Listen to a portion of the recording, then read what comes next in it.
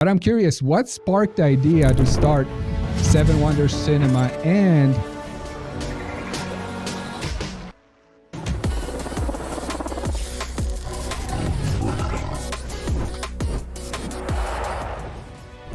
how did you two come together as co-founders with a shared vision? I would say from the beginning, it was connection over a shared vision too. When we started working together, one of the things that drew us to each other was, this is like the entrepreneurial mindset, right? Is just because you're told this is the way that it's been done before doesn't mean that that's the way you have to do it. So what makes a story unforgettable, especially in a crowded, content-heavy world, especially these days? I mean, yeah.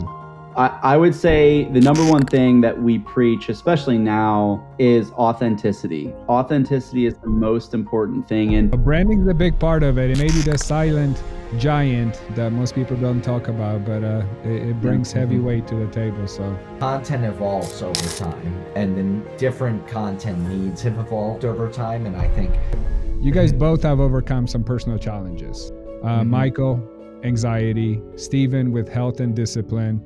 How have those experiences shaped your leadership? I think we've talked a lot on different programs we've been a part of about how the ebbs and flows of business can really... Why do you believe founders and CEOs must become storytellers themselves? You know, we need to create like a program that just gets executives in the flow of creating content. Like, it'll help them. I mean, going into the future, people are going to need to have their brand established in terms of putting a face on their brand. Yeah. I think it's going to be mandatory because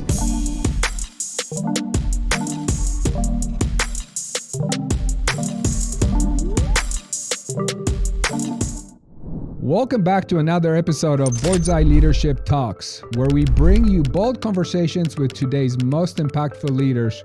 I'm your host, Martin Rovinsky, CEO of Board's Eye, and today's episode's a little special. We're joined by not one, but two dynamic storytellers and visionary entrepreneurs, Michael Eigen and Steven Skill, the Emmys-winning co-founders of Seven Wonders Cinema. From producing video campaigns for global brands like Disney, Mercedes-Benz, and Stanford University to helping Wasabi Technologies grow from 25 million to over 1 billion in valuation. These two have mastered the art of strategic storytelling, but their journeys go far deeper. Both Michael and Steven have transformed personally through challenges that shape their view of success, aligning health, discipline, and faith as the foundation for their leadership. And today, we'll dive into entrepreneurship, brand authority, the power of storytelling, and how living with clarity and conviction drives both business growth and personal legacy. Michael, Steven, welcome to the show. Wow, thanks for having us. And wow, hearing it from you, it just sounds legit. I don't think about myself as that person, and then I'm like, oh wow, I heard that. I'm like, I sound pretty impressive. Very cool. Yeah. Michael, how about his pronunciation of your name? Oh yeah, you got it on the first try, which is amazing. One of the first. So great job, Martin. That'll be our little secret before he joined. Yes. Yeah, we worked on it for pretty long. You don't want to see how it's written for me to read it. It's nothing like your last name. But I did not want to butcher that. So guys, I'm so excited. I read your guys' obviously resumes, dug up a little info on you. This is exciting. We've been kind of connected through somebody else for quite a while. So I'm impressed with everything you do. But I'm curious, what sparked the idea to start Seven Wonders Cinema, and how did you two come together as co-founders with a shared vision? Yeah, well, I mean, it all started over 10 years ago. Steven and I actually met right before we went off to college at the NYU Philly area send-off. We're both from the Philadelphia area. And if you heard our first conversation, it was pretty bizarre. Steven, I was talking about an avant-garde film, and Steven thought I was talking about hockey. So, and then there was someone else in the conversation, and we both walked away like, that was interesting. And then We ended up living in the same dormitory building our freshman year of college, and we kept running into each other. And we're both from the Philadelphia area, so we said, you know what? We went to rival high schools actually. Why don't we just try working together, see how it works out? And we tried working together, and we've stuck together ever since. So I guess it was worth a try. And I would say from the beginning, it was connection over a shared vision too. When we started working together, one of the things that drew us to each other was observing how other peers and colleagues of ours at school were working on their films and their projects and what they had going on. And we always just thought that there was a lot of Hollywood bureaucracy, like red tape that was foisted on how we were told we had to do something. You have to have 20 people involved. And Michael and I were always of the mentality of, why can't we just do this ourselves? Why can't we run around? Why can't we grab this shot, shoot first, ask for permission later type of vibe early on. Of course, that's not the way we do things now. Yeah, that's true. That's true. But when you're a college kid and the permit to shut down a street is going to be $5,000, and we could just sneak onto the street really quick and get a shot and then leave. That was the way we did it in college. But to Michael's point, yes, we are doing things a lot more by the book now. But it was just it was a goal of what can we accomplish with limited resources and just with our vision and our attitude. And it's taken us really far, and we're very fortunate. So that's sort of the origin story. Yeah, scrappy. Yeah, exactly. And the other thing too for us, and this is like the entrepreneurial mindset, right, is just because you're told this is the way that it's been done before doesn't mean that that's the way you have to do it. So I think that was a big thing that Stephen and I thought from the beginning was, well, this isn't the only way to do things. Yeah. This is just one way to do things. And everyone tried to beat it in our head. This is the only way. This is the only way. We're like, there's got to be another way. No, there always is, right? I mean, and in the future, there'll be another way. And it's like that with any business you really do. I mean, we're a recruitment company, but we definitely don't fall into that category 100%. We disrupted our market too with what we do and how we do it. So there's always more than one way to get things done, but as long as the vision still meets what people are looking for, then you did a great job. So exactly. Yeah, and you guys have created some campaigns for some of the world's biggest brands. What makes a story unforgettable, especially in a crowded, content-heavy world, especially these days? I mean, there's so much content. I would say the number one thing that we preach, especially now, is authenticity. Authenticity is the most important thing. And to your point, we started Seven Wonders, like Michael said, 10 years ago. A lot of the work that we were doing at that time was these big commercial campaigns, TV campaigns, cool documentary campaigns for different brands, things like that. And we still do a lot of that work. We still do a lot of high-end commercial work.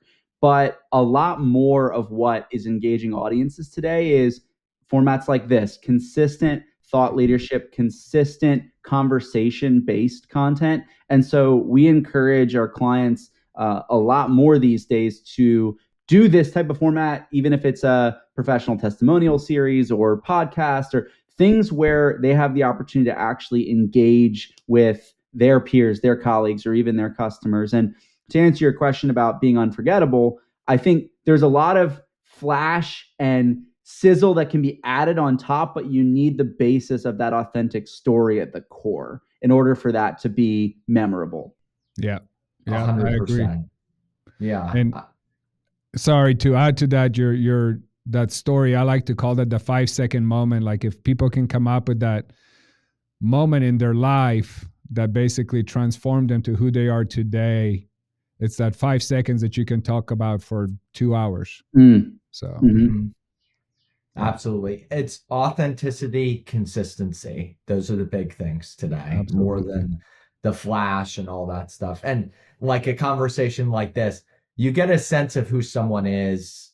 It's hard to beat around the bush too much in a real long conversation like this. So people just like it. I find myself gravitating toward it too now, like pretty dramatically. Yeah. Yeah, no, absolutely. Being authentic is pretty amazing. So Yeah. So let's talk about Wasabi Technologies. Grew from 25 million to over 1 billion with your guys' help. What role did the video and storytelling play in fueling that kind of growth? Yeah, well, it's actually an interesting story with Wasabi. We were one of their first 100 customers when we were first starting out. And we were like, this is a really good company. Like, we really love what they're doing. So we reached out to them and we're like, you guys are sort of just starting out. We're just starting out. Like, let's collaborate. So we did a brand video, a pretty small brand video for them. And then from there, it turned into they raised a ton of money. I think it was a 68 million or 60 something $million Series B valuation, which is obviously a really big one. I think it was in the top 10 of the year. It was right next to Warby Parker the year Warby Parker Wow. raised. And Dave and Jeff, the two co-founders of the Wasabi, are veterans in the industry. They had started Carbonite before that, and we didn't know any of this when we just reached out to them and said, hey, you guys are just starting. And we ended up doing a lot of really good brand work for them, and their brand really started to grow. And then we did videos for their sales, for specific verticals, for targeted ads. I mean, we've really done a lot of campaigns for them when they wanted to rebrand. We did their rebrand project. So I think the CMO of Wasabi, and I'm not sure if this is true at this current moment, but at one point had said 90% of the sales that came into Wasabi had touched a Seven Wonders video at some point in the process. So Wow. through the funnel. Yeah. So is there a direct attribution to us, to them? I mean, maybe we haven't gotten that, but the CMO has given us a lot of testimonials that sit on our website. He's a huge advocate of ours, and I think they're making a lot of sales, so something's going right. Yeah, no, branding is a big part of it. It may be the silent giant that most people don't talk about, but it brings heavy weight to the table. So it was for them. It was like Michael said. It was the consistency of content and building out content systems that affected them positively at all aspects. So there was the outward-facing brand marketing materials, commercials that we did. We did a big commercial campaign that ran nationally on ESPN for them, things like that. But then it was also the explainer videos that aren't as public-facing, but their sales team might use as a follow-up, or explaining a specific product, the tech of how it works, things like that. And so we've been really embedded in a lot of areas of their brand, and it's just been awesome to see them continue to grow and their content needs continue to match that growth. And awesome. The other thing too with them is content evolves over time, and then different content needs have evolved over time. And I think something that's really cool about our partnership with Wasabi is we have a very two-way communication where we can talk directly to them and they can talk directly to us about anything. So it's cool because the content has evolved with the times too. It's not just, hey, this is the way we did it 8 years ago. This is the way we want to keep doing it. It's this is the way we did it 8 years ago, but we get things are changing. Let's pivot a little bit based on those changes. So, which is really unique for a company that's scaling so quickly and to be so open-minded. I can see where they're very successful in all facets, being really open-minded and willing to collaborate with people. So that's pretty awesome. Now, not to get too personal, hope you don't mind me bringing this up, but you guys both have overcome some personal challenges. Michael, anxiety, Stephen with health and discipline. How have those experiences shaped your leadership?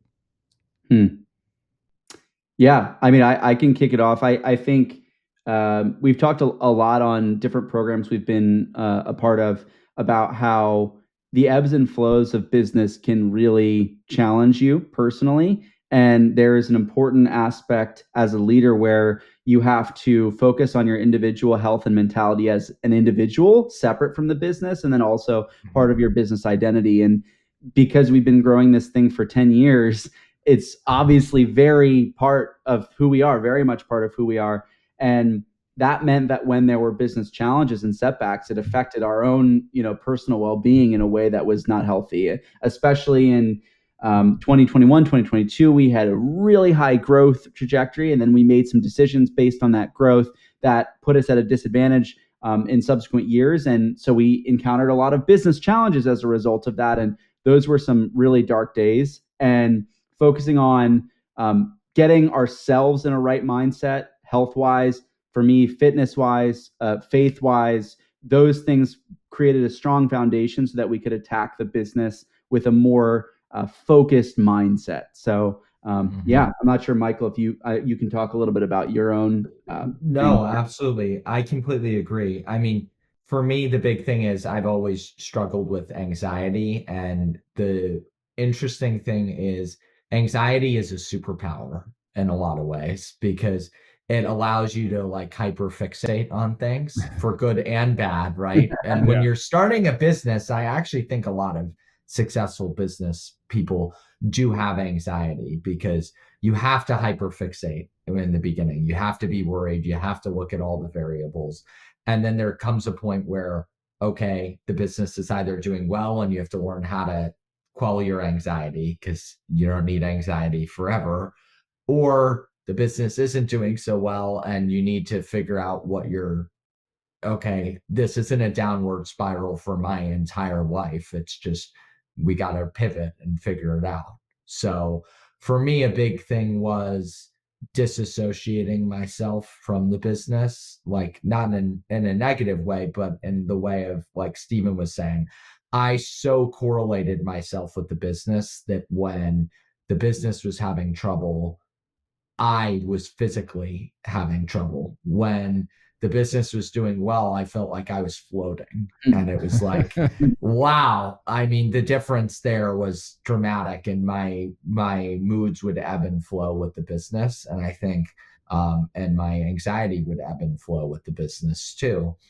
So that's been a big learning lesson, I'd say really over the past 3 years, and something fairly new for us, but something I think took a lot of discipline from both of us was figuring out who we are outside of the business and figuring out what we want in our lives outside of the business. And of course, it's a big part of who we are, but it's not everything of who we are. We are our own personalities. And then this is just a part of our accomplishments in our lives. So I think that was a big thing for me too. Meditation, faith, like Stephen said, all those things play into it, and just going deep, figuring out who you are at the core, not on the outside when people describe you, who you are. So absolutely. So speaking of faith, health, and values in your guys' lives, how do these elements influence your business decisions and creative process?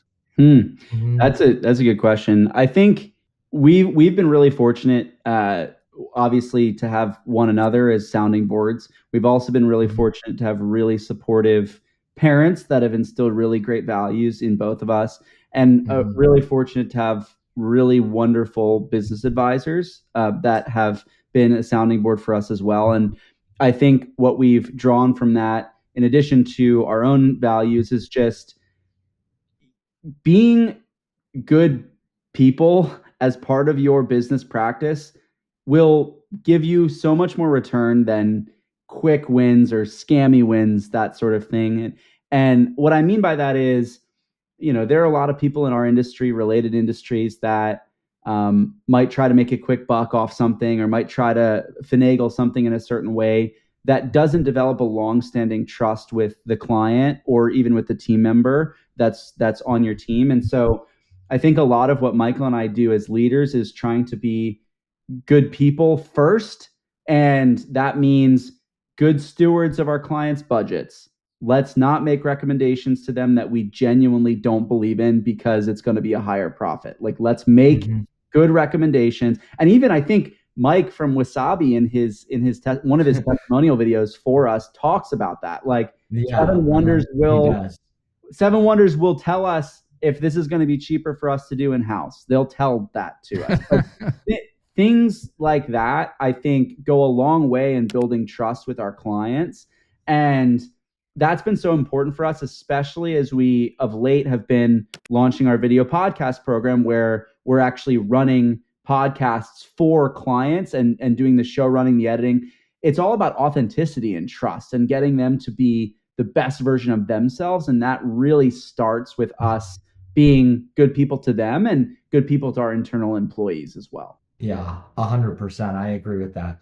I'd say something that we thought early on was like, okay, like we always obviously wanted to be nice people, but like it's a good start. Realized, yeah. And I think that's one of the things we actually didn't like about the traditional Hollywood quote unquote methodology was it like breeds animosity amongst people. And we didn't like that. We wanted to foster a more open environment. But I think it took us some time to realize what actual like leadership looks like and what leading with compassion actually means. I think it's easy to say you want to lead with compassion, but then not actually lead with compassion. Even if you're genuinely trying, sometimes it takes experience to know what that looks like. And that includes not getting frustrated sometimes when people will bring you certain problems. Very easy to get frustrated with people when you're managing them, and especially when you've got a lot of stuff going on in your own personal life.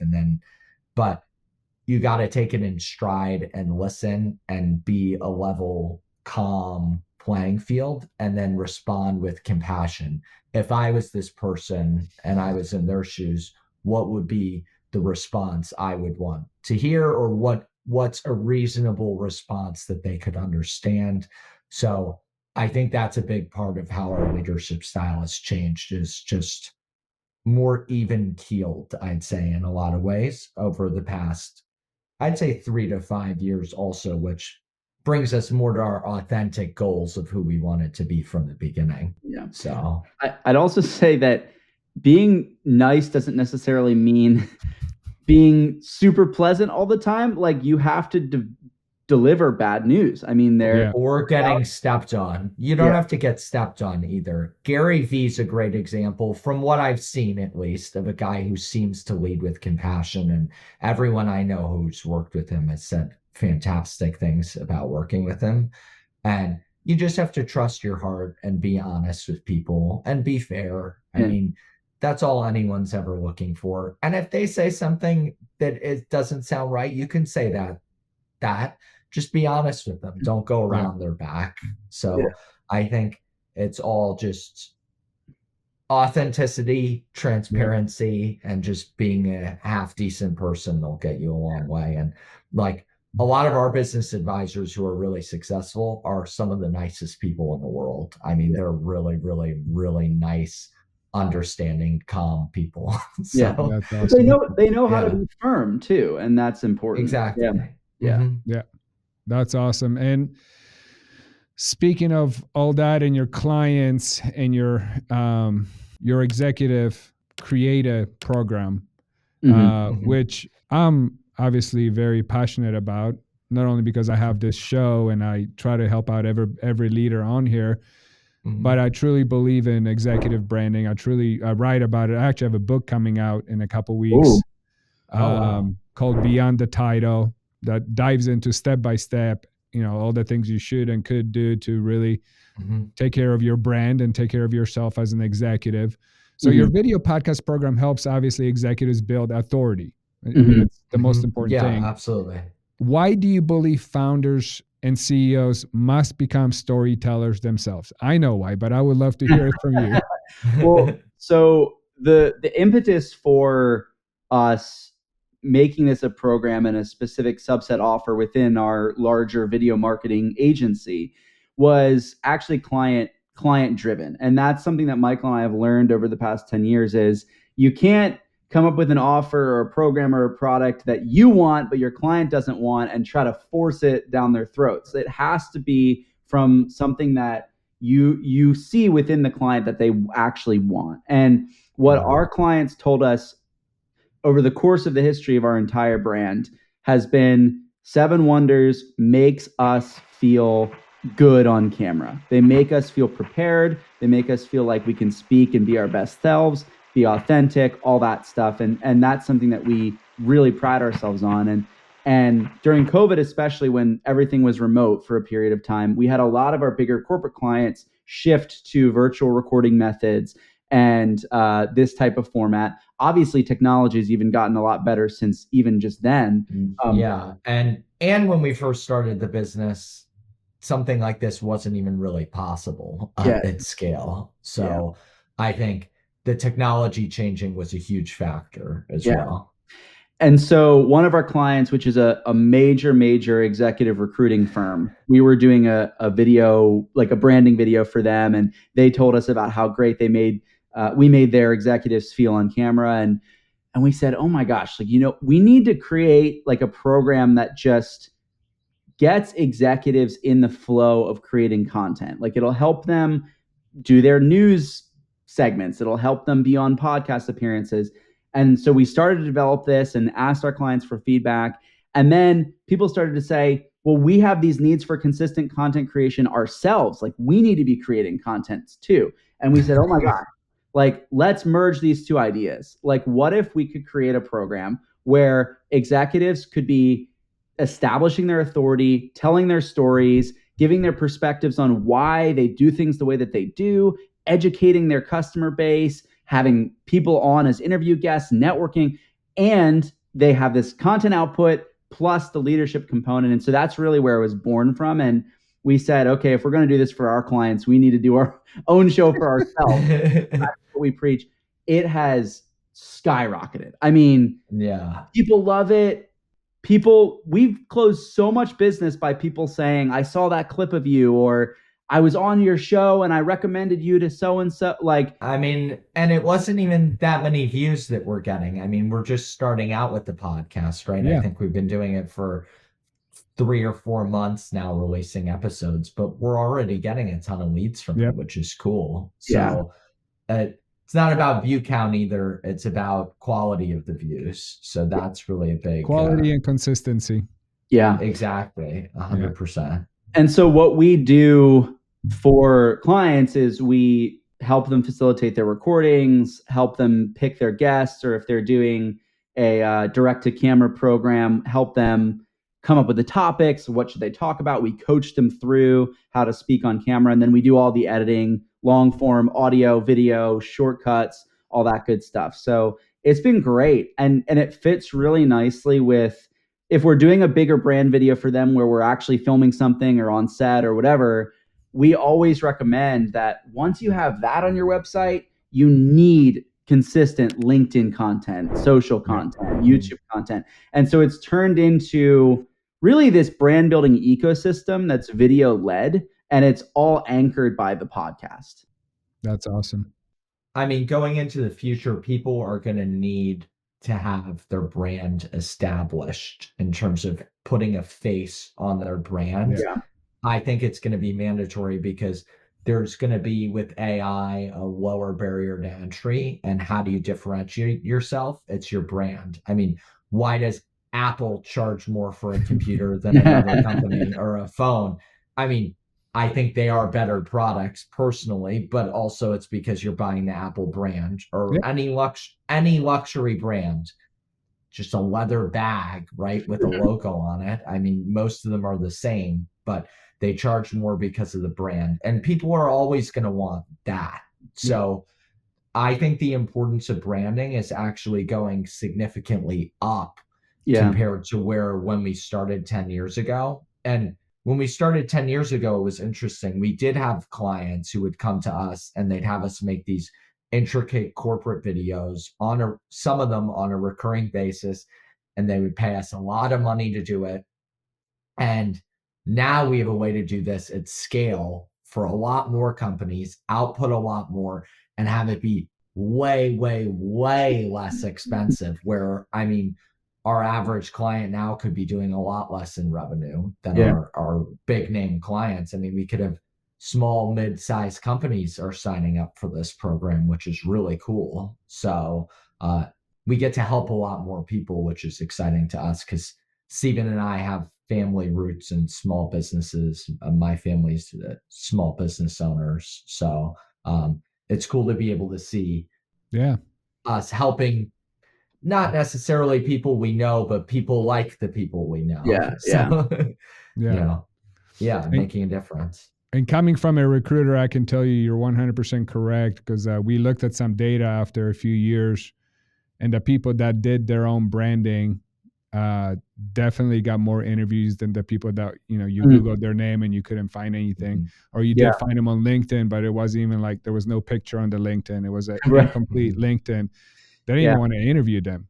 I mean, they had great resumes, don't get me wrong, but they couldn't be quote unquote verified or backed up by articles or a book somebody wrote. So you guys are absolutely right. And which is, again, another reason I wrote the book, really try to get that level of people out there because it is the next step. It's the next resume. Your brand is going to be a resume. So absolutely. 100%. 100%. So what are, and I'll start with you, Michael, what are the top 2 to 3 things every executive should keep in mind when telling their brand story, whether on video, on stage, online, whether they have 10 minutes or an 8-minute TEDx talk, or they got a whole show for 1 hour? What should they be talking about? Absolutely. Well, one, I'm going to harp on the same chord we've been harping on from the beginning, which is authenticity. That's number one. Just be authentic, be yourself. And that includes being authentic to the company's messaging, but also being authentic to who you are, because everyone's different. And it doesn't mean everyone in the company has to act the same. Everyone can be different and have their own flair. That's totally cool. So that's number one. And I'd say if you do that, you're respectful to everyone in the room if you're speaking, and to your clients and to your employees in the way that you think of the ideas on screen. And you approach it from a stance of, how do I get more valuable information out in the world? Like, how do you bring more value to the people listening? I'd say those 3 things are really 3 things that you can't lose. If you do that, you really can't. And obviously there are little things too, like maintain eye focus with a few people in the audience, look around the room. Don't feel free to pause. It's okay. People don't care if you pause. It's way longer in your head than it is actually. And then don't add a lot of filler words. That's a huge one. People, when they add filler words or they speak too quickly, it sounds I don't know if unconfident is the right word, but it sounds not very confident. So those are the main things. And if you follow that, I mean, follow your heart, and it's impossible to lose. So, Stephen, anything to add? I just before he takes it all. I just add, in terms of the content itself, I mean, we tell our clients this when they're thinking of their video sales letter, podcast episode topics, but I think it applies to speaking engagements as well. Starting with the most often FAQs that you get and turning that into answered content that you can then share. Because if you're getting a pattern of, I always get this question, there's going to be a lot of value in you answering that question in a public setting. So like when we're doing content for financial institutions, for example, we say, okay, what are the most common questions that you get about how to invest, or why you should invest in this way, or the X, Y, Z? We say, okay, let's turn that around and turn that into a video where you talk about the answers to each of those things. So that's from a content standpoint. If you're trying to provide value to the room that you're speaking in, we always find that a client or audience driven message is the most successful. Yeah. And the other thing too on that train is blogs. If you've written blogs too, take a look at those, see which ones have performed well, and then base some of the ideas for what you speak on that as well. Yeah. So. Awesome. So for the listeners, and most of them are executives, how do they get hold of you guys? Absolutely. Well, go to our website, sevenwonders.com, the numeral 7. So 7 WONDERS.com. You can find a contact form there, fill out the form, ask for Michael or myself to speak with us, and you can get in touch that way. You can also, we're available everywhere. If you want to connect with us on LinkedIn, if you wanna reach out via other platforms as well, we'll get back to you. So 7wonders.com. All right. Any other thoughts before I do the outro? Thank you for having us. Yeah, thank you so much. Yeah. And don't hang up just yet, or don't click buy yet. Just All good. we'll hang out for a second. Yeah. So Michael, Stephen, Absolutely. thank you both for sharing your story, your strategy, and your heart with us. You've shown us that business success doesn't have to come at the cost of personal alignment, and that real authority is built through truth, discipline, and clarity. And to our listeners, if you're a leader looking to elevate your voice, build brand authority, and inspire through story, 7 Wonders is a name to know. Thanks again for tuning into Board's Eye Leadership Talks, where leadership meets legacy. And until next time, keep leading with vision. Thank you, guys. Thank you. Thank you. Thank you for tuning in to Leadership Talks. Don't forget to subscribe for more insightful conversations with industry leaders. Your support means a lot to us.